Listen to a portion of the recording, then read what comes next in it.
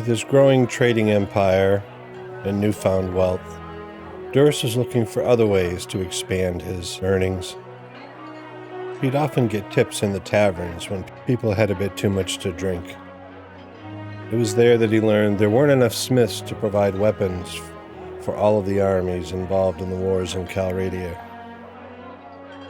Orders for weapons went unfulfilled, and someone with the skills necessary could make some serious dinars fulfilling those orders. Being a shrewd businessman, Duras listened carefully, got the name of a smith nearby with whom he might train and learn the skill. He also learned that pugios available in the Imperium cities were the best source of materials to learn the trade. He'd also need hardwood, which is available throughout Calradia, but in particular abundance in the Botany Kingdom. He headed to the smithy, spoke with the proprietor, and became an apprentice. In time, he learned enough skill that he decided to venture on his own and continue his journey.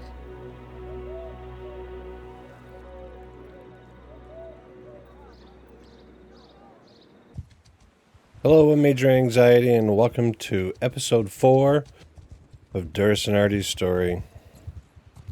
We've been going around the Imperium cities buying up pugios. There's some right there. We're up to 318 now, which is a good number.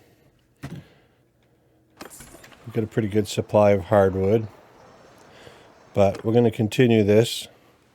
If we find some more at a reasonable price, make sure we have plenty to try to get our skills up.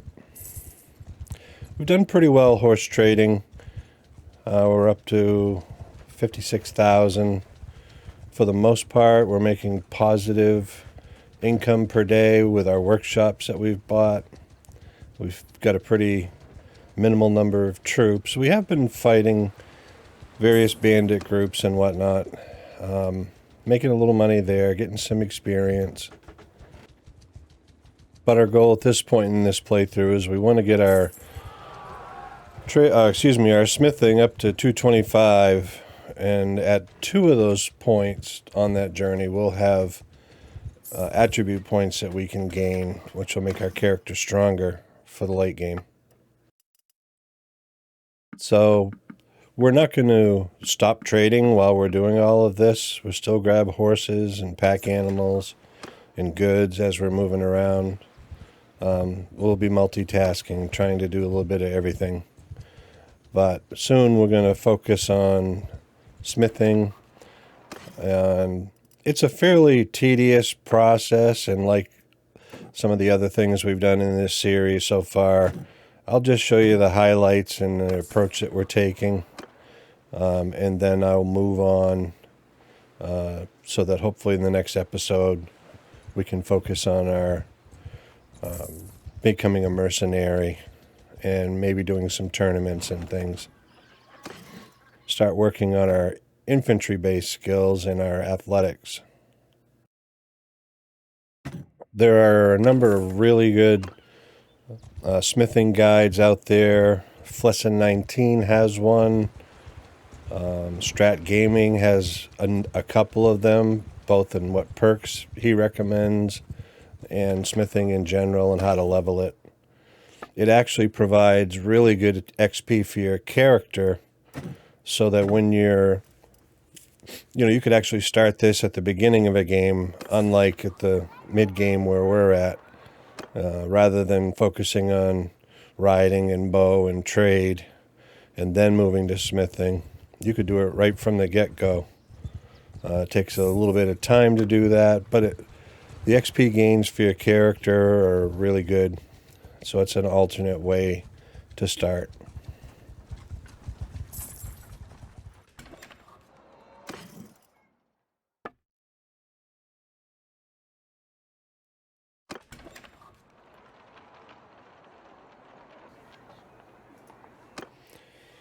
My first round of smithing, my lovely wife got pregnant. So Duras and Elise are expecting.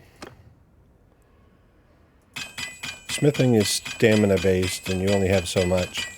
But you can also use your companions and family members, or whatever you might have, and use their stamina as well to reduce the goods or make stuff. When you start out, you don't have very many weapon parts that you know how to make. And as you smelt existing weapons or create new ones, then you learn additional parts. I'm pretty sure there's over 1,000 parts for all the various weapon types and components, so that's not something we're going to focus on in this playthrough. We just want to go to 225 and be able to craft some decent weapons for our own people. The quickest thing that we want to do is to become an efficient charcoal maker so that we can make more charcoal from hardwood with the stamina that we have available. You have to wait in place for about a half day to regain your stamina. So yeah, it's going to be a little bit of a busy time just rinsing and repeating this process. And I will pick it back up when we've made some progress. We need more parts.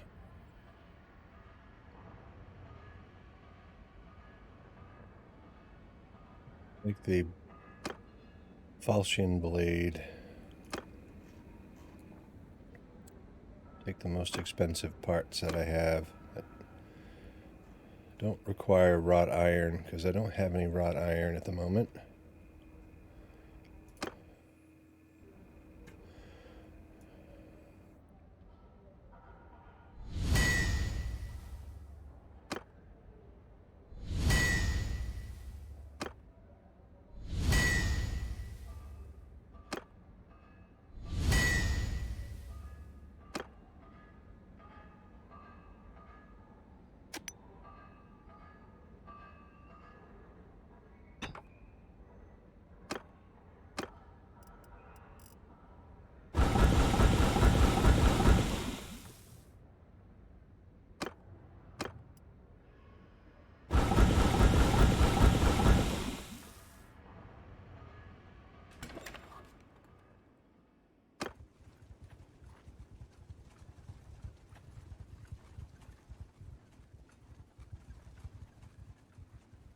So this is not a lot of fun, this part of it.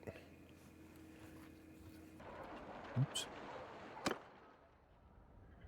Instead, I'm going to continue with the two-handed swords, making the best, most expensive ones that I can.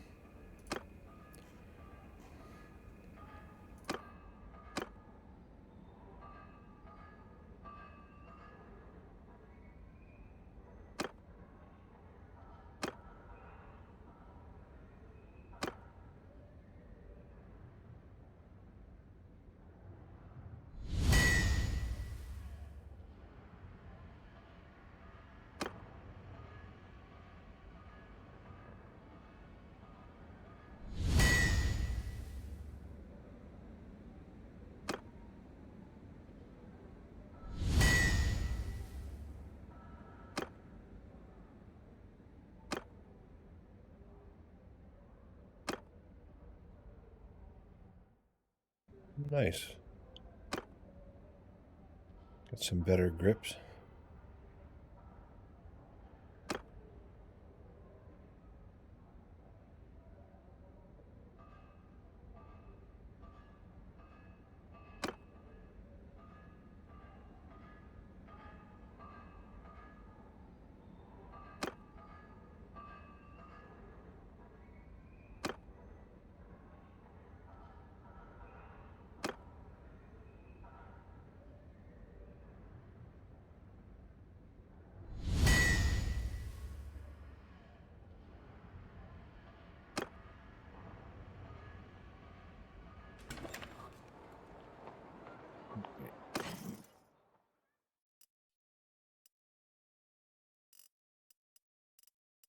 So let me sell a few of the earlier ones.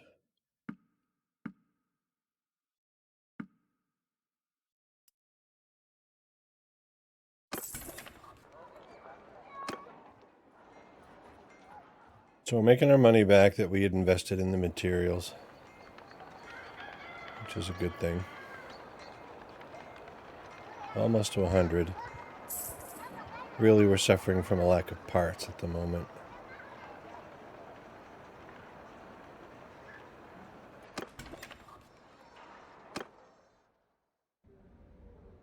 See what the orders look like now. We can do a one-handed sword. May not be able to meet the specifications, but at least if I turn something in towards it, then I get the XP.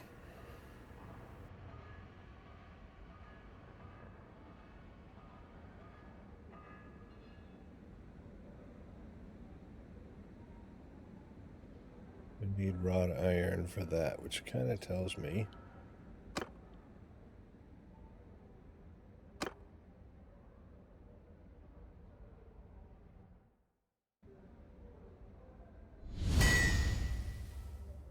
nice. Quick 1383.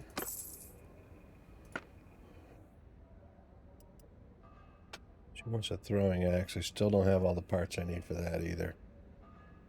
So, let's smelt some more Pugios.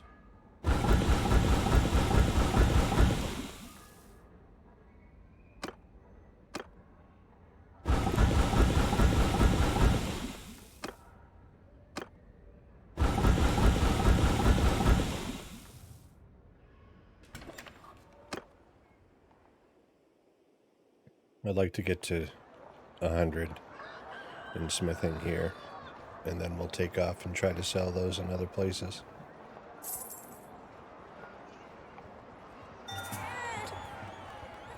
Wow. We must have been here 9 months or so, because I now have a kid.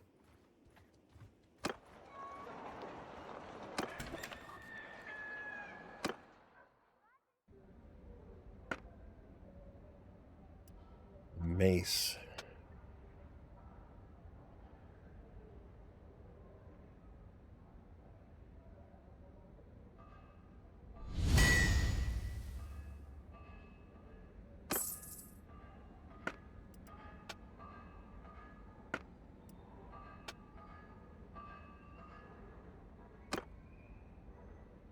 Still don't have the parts to make those. Wait here for a little bit.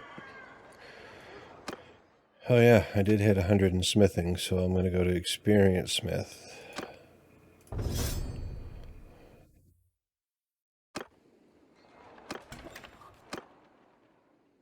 And then I'm going to start making the rounds. So let's see what we can sell here, first of all.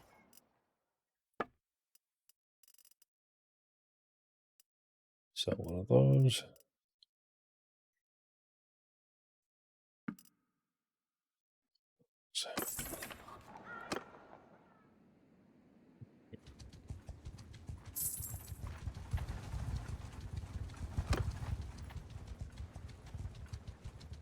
Oh, and I hit 100 in Steward.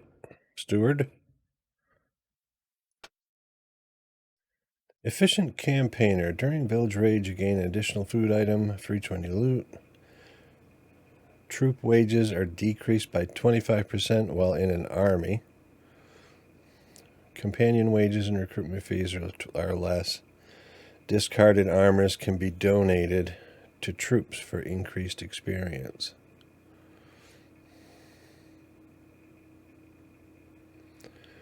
Certainly, the quartermaster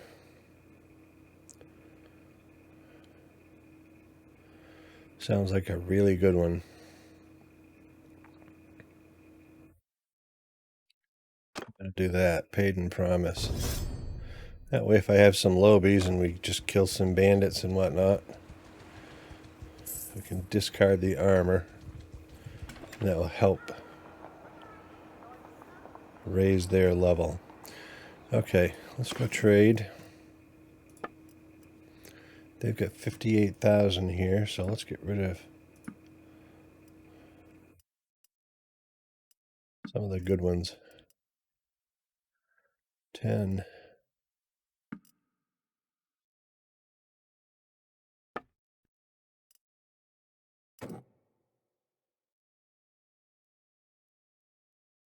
Oh, I don't want to buy those. Need more mules either. Just give me the money, honey. I am going to take my horse and mount and stash them to the side, because while I'm doing this, literally running around, I want to be working on Sigrik's athletics. So in this playthrough, I'm selling the weapons. I could kind of recycle them and just smelt them, learning more weapon parts, and I may do that some. But I want to get my bankroll up enough that I don't have to worry about paying for my army and buying large volumes of horses and pack animals.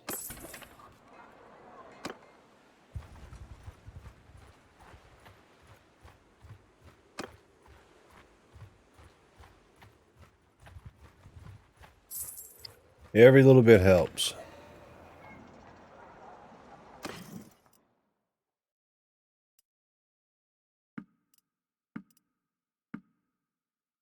In earlier versions of the game, once you unlock the parts for javelins, those were selling for like 116,000 a piece or something silly like that. So that was really broken back then. The pricing has gotten a little more reasonable, but you can still make a ton of money with smithing. The question is whether you want to abuse it or not. I'm trying not to, but I do want to get to that 225 level, and I got to do something with them.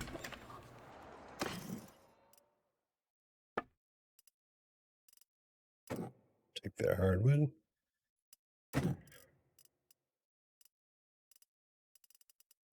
Oh, anything worth selling. Yeah, we can sell the olives here.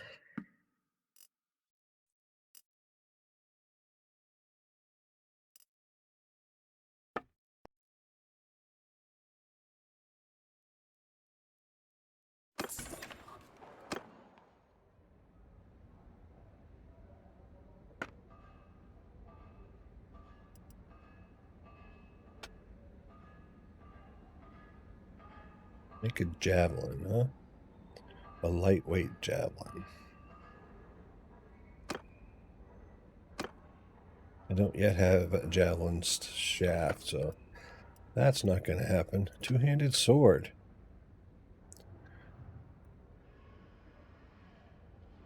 Needs to be longer, have good thrust speed.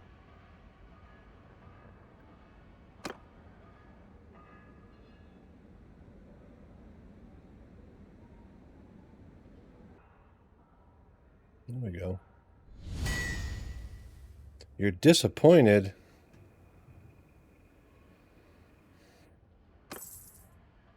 Bastard.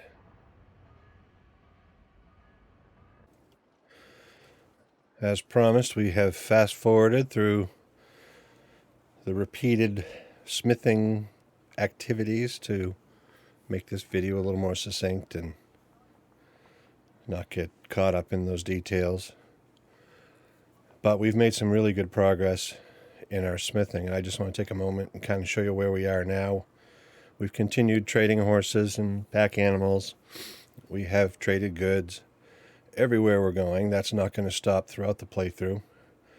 But we've made some serious cash. We got 1.59 million dinars, basically through selling the weapons that we've been creating and smithing, which is a really nice bankroll to move into the next phase of Duras's journey here.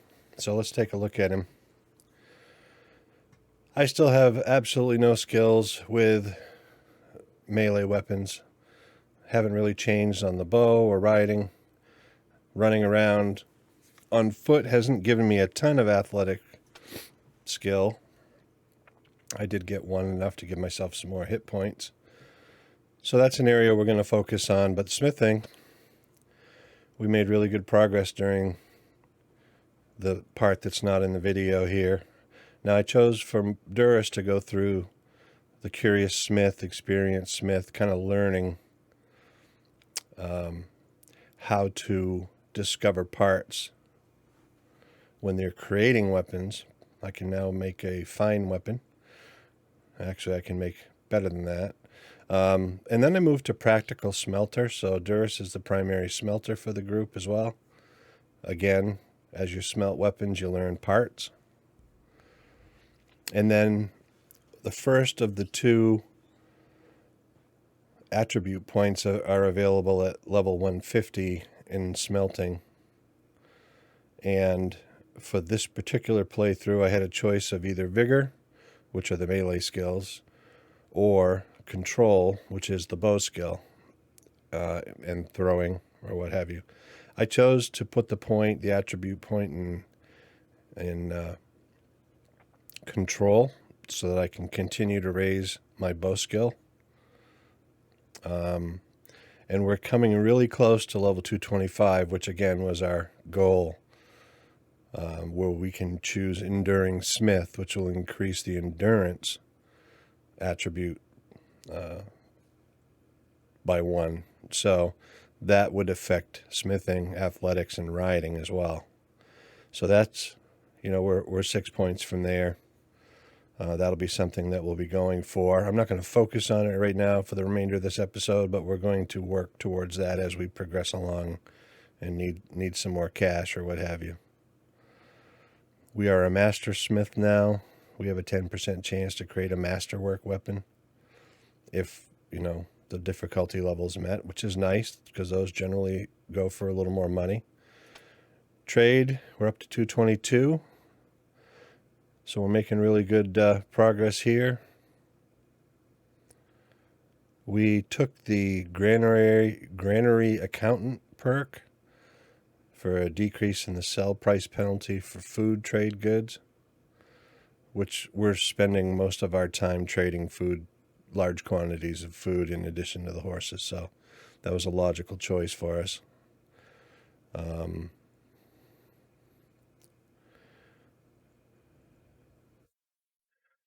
Probably will, I don't know what I'm going to do at 222 or at 225. I may do the barter penalty for items as well, reduce that. So if I wanted to trade a sword with a noble, since I can now smith some pretty decent weapons, it's probably the self-made man is the way I'll go. Plus that helps building marketplaces, kilns, and aqueduct projects when we own a city or a town. So we're almost at our goal there. Let's take a look at my others. I only have one companion, Blagissa of the Hills. He's up to 144 scouting now.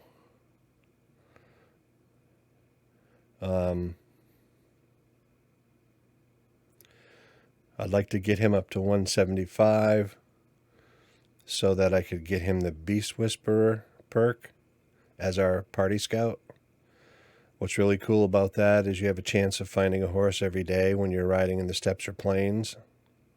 Plus it increases your carrying capacity of all your pack animals. That's really cool because you have a chance of getting some of the higher tier horses show up in your inventory as you're riding through the area.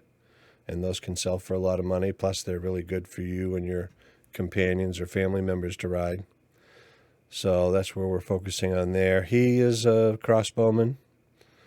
I'm going to work on, now that I've got almost 1.6 million, I'll probably get him some better armor than what he's wearing.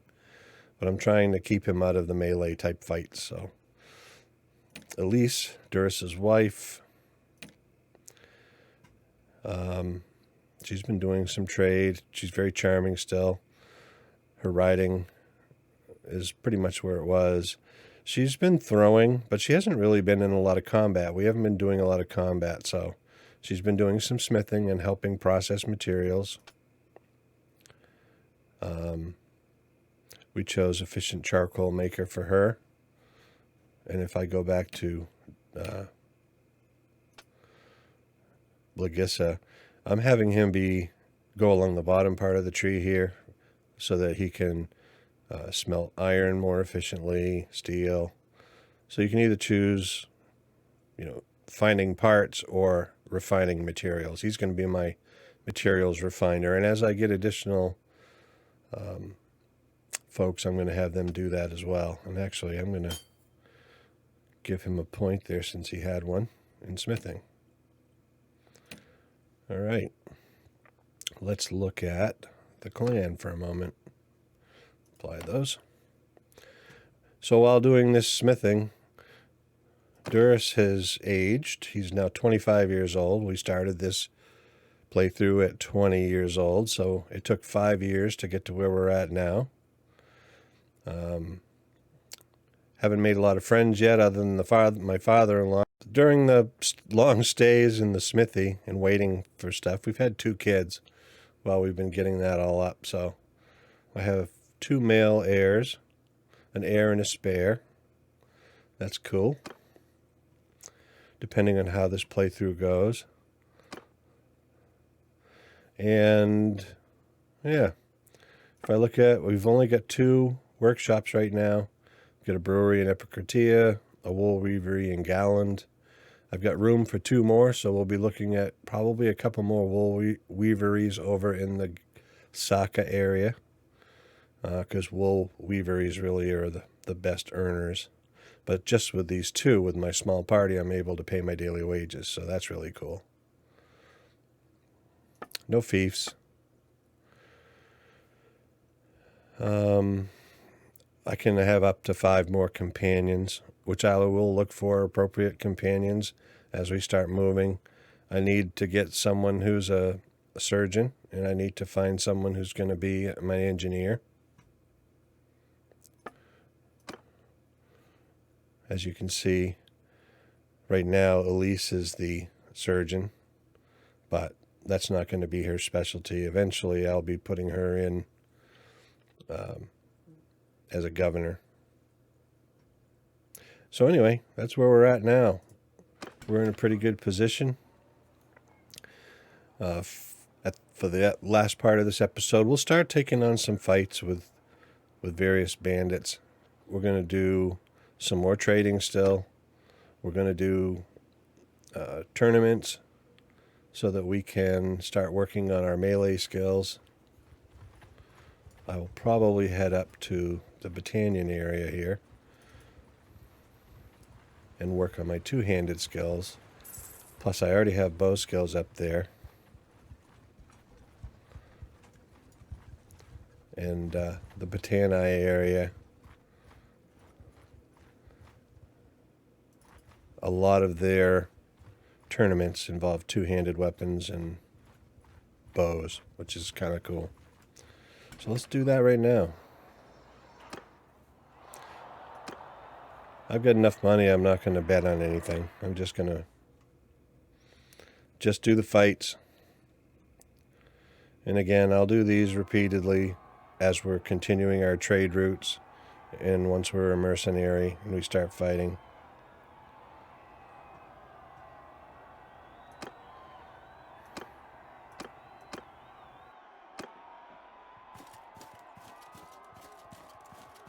Here. I'm probably going to die badly here.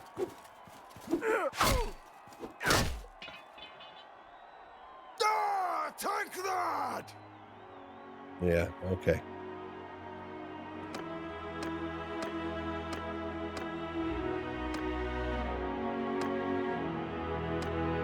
Well, that's an inauspicious start and a good spot to stop this episode. Join us next time. We're going to go look for someone to hire us as a mercenary and get this story really rolling. Thanks for watching and have a great day.